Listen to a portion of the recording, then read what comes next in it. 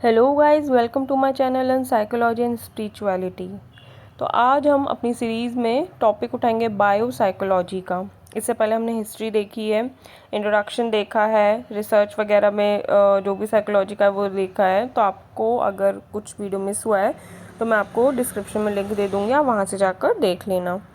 तो bio psychology का क्या मतलब है? बायो प्लस साइकोलॉजी, मतलब बायोलॉजी और साइकोलॉजी का जो है संगम, वही है बायो साइकोलॉजी। बायो साइकोलॉजी बोलता है कि हमारे माइंड और बॉडी में जो है कुछ कनेक्शन होता है। तो गाइज, आप इस बात से अग्री करते हैं कि नहीं करते हैं? हमारे माइंड और बॉडी में कुछ कनेक्शन होता है, इसका मतलब ये है कि जो चीज़ें हम सोच रहे होते हैं या जो हमारे कॉन्शियस या सबकॉन्शियस माइंड में होती है, उसका सीधा असर पड़ता है हमारी फिज़िकल बॉडी में।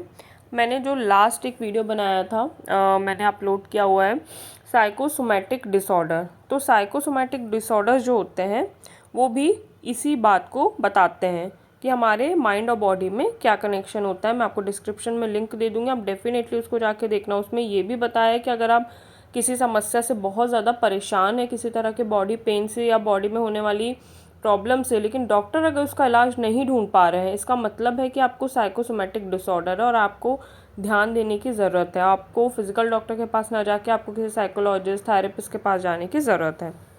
ठीक है। इसमें बहुत सारे जो साइकोलॉजी के फील्ड के एक्सपर्ट हैं और बायोलॉजी के फील्ड के भी एक्सपर्ट हैं, वो भी इस बात से एग्री करते हैं कि हमारी बॉडी और माइंड के बीच में एक कॉम्प्लेक्स कनेक्शन है, जो हम शायद जितना समझते हैं उससे कहीं ज़्यादा है।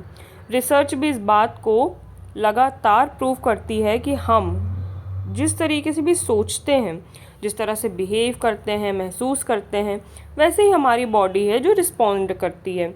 आपने ये चीज़ भी सुनी होगी, कई सारे लोग बड़ी बड़ी बीमारियों से केवल अपनी सोच की ताकत से ठीक हो गए। केवल ये सोच के कि उनको अब कोई बीमारी नहीं है, वो ठीक है, अच्छा महसूस कर रहे हैं, वो ठीक हो गए। इसका ऑपोजिट भी ट्रू है ऑफ कोर्स।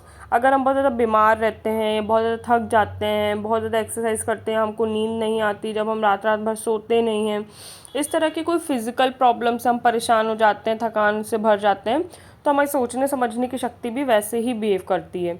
ना हम उतने ज़्यादा प्रोडक्टिव रहते हैं, ठीक है, ना हम उतना ज़्यादा अच्छी तरीके से सोच पाते हैं, ना अच्छी तरीके से बिहेव कर पाते हैं। तो ये सारी चीज़ें जो है वो इंटर रिलेटेड होती हैं, यही बायोसाइकोलॉजी बताता है। तो जो ज़्यादातर चीज़ें हैं ऑनलाइन, जो हमारी टेक्सेस हैं, उसमें हमें यही पता चलता है कि जो हमारा ब्रेन है, वैसे ब्रेन और हमारा माइंड दो अलग चीज़ें हैं। ठीक है, हमारा ब्रेन और हमारा माइंड जो है वो दो अलग अलग चीज़ें हैं। ब्रेन मतलब जो हमारे सिर और हमारे हेड के अंदर जो हम ब्रेन सेल्स देखते हैं, जिसका हम डायग्राम देखते हैं, वो है। हमारा माइंड मतलब होता है हमारा मन, जिसको हम हिंदी में हमारा मन बोलते हैं, राइट, वो चीज़ होती है। तो आज हम यही देखेंगे कि हमारे ब्रेन और हमारा जो माइंड है वो कैसे कनेक्टेड होता है, कैसे आपस में काम करता है।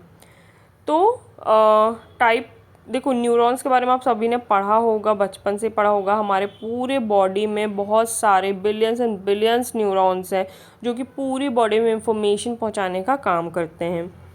तो टाइप ऑफ न्यूरॉन्स कितने होते हैं? तो बेसिकली 3 टाइप के न्यूरॉन्स होते हैं, राइट।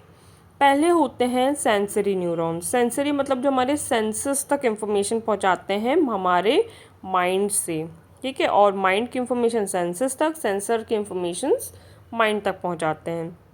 अब सेंसर्स मतलब जो आँख, कान, ठीक है, नोज़, जो कि किसी भी तरह के सेंसेशन को फील कर सकते हैं। आँखों से हम देखते हैं, कानों से हम सुनते हैं, मुंह से हम बोलते हैं। इवन हमारी स्किन जो हम टच करते हैं, जो हमें ठंडा गर्म महसूस होता है, जब हमें चोट लगती है, हमें कभी कभी आपने ये देखा होगा कि अरे मुझे चोट लग गई, मुझे तो पता ही नहीं चला। मतलब आपको तुरंत में दर्द नहीं होगा, आपको बाद में 1 दिन 2 दिन बाद दर्द होगा, तो आपको लगेगा यार ये मुझे पता क्यों नहीं चला मुझे चोट लगी, क्योंकि आपके दिमाग तक आपका वो जो सेंसर था, मतलब जो स्किन थी, वहाँ के सेंसर्स ने आपके दिमाग तक इन्फॉर्मेशन ही नहीं पहुँचाई कि चोट लगी है, इसलिए दिमाग ने बोला ही नहीं कि दर्द महसूस करना है।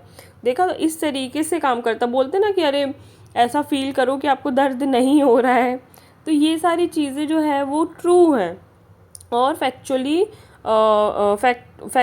फैक्ट के बेसिस पे ही ऐसा सब कुछ कहा जाता है, ऐसे ही नहीं कहा जाता।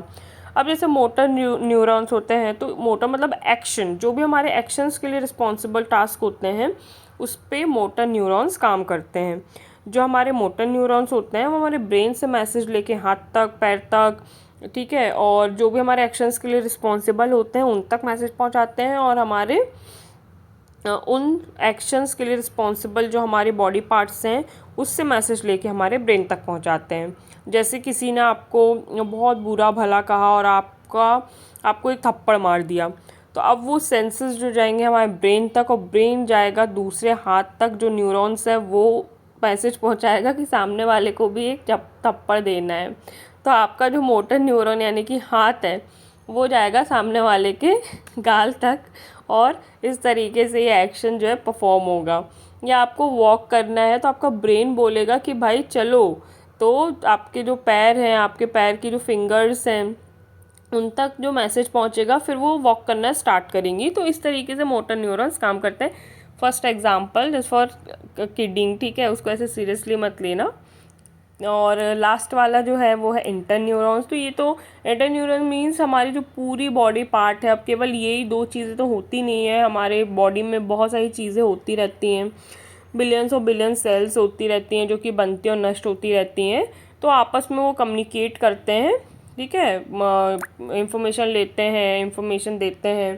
तो इन्हीं सब के लिए जो रिस्पॉन्सिबल होते हैं उसी को हम बोलते हैं इंटरनल न्यूरॉन, ठीक है, जो हमारे सेंट्रल नर्वस सिस्टम से काम करते हैं। तो हमारे हो गया सेंसरी न्यूरॉन, ठीक है, उसके बाद हो गया मोटर न्यूरॉन्स, उसके बाद हो गया इंटर न्यूरॉन्स।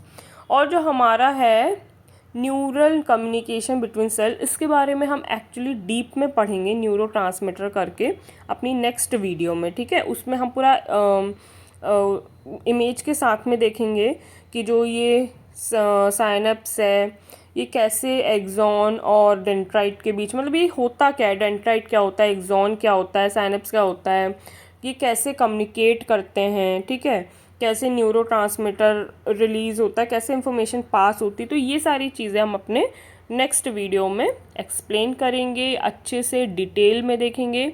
तो आपको ये कैसा लगा वीडियो, आपको अच्छा लगा नहीं लगा, जो भी होगा तो आप मुझे डिस्क्रिप्शन में ज़रूर बताना। कोई और टॉपिक हो तो मुझे सजेस्ट करना। बाकी thank you so much, bye bye.